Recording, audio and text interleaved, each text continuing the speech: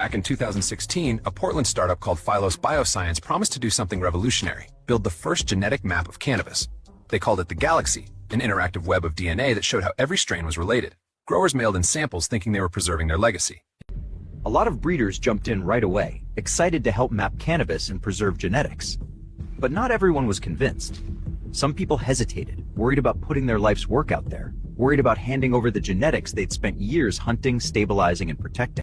You hear that talk going around? Something about Phylos starting a breeding program? Come on, no way. Phylos has been solid since day one. Preservation, transparency, that's their whole thing. Yeah, that's why it doesn't make sense. At the Benzinga Cannabis Capital Conference investor pitch, Phylos CEO Mowgli Holmes told investors they had a really huge lead after collecting data and IP for 4 years, and said it would be impossible for anyone else to collect this data set. He pointed to advisors from Syngenta and Dow DuPont and said they were building a company ultimately going to be acquired by that universe.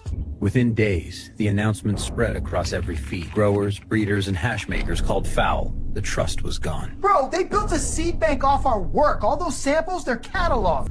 The open source genetics pitch looked a lot more like market research. The industry wasn't buying it. The damage was already done. The community started to speculate, not about theft, but about an unfair advantage. Breeders had volunteered their most prized genetics, believing it was for preservation, not commercialization.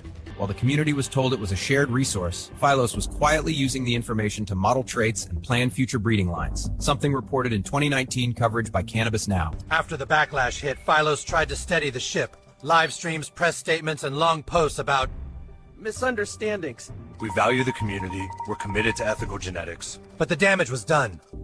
Here's what later reporting made clear. According to Leafly in 2019, the Phylos Galaxy was only a visual map. Breeders could see where their samples sat, but couldn't download raw genomic data or run their own analysis. So while the map was open for viewing, the underlying data and analysis stayed inside the company. By 2019, Phylos had sequenced thousands of samples from breeders worldwide, more than anyone else.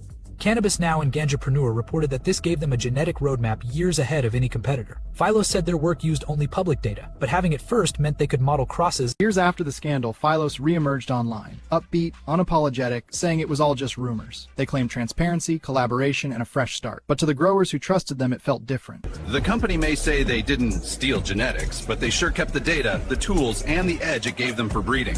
Now, with shiny F1 hybrid seeds, THCV patents, and a new PR spin, Phylos calls it innovation, but it feels like gaslighting. Yeah, nah. Here's the part everyone agrees on. Nobody can prove Phylos acted with bad intent from day one. And maybe they didn't. Maybe they got desperate. Maybe they had investors to impress. But what breeders can't forget is that their trust built the foundation, and the company walked away with the advantage.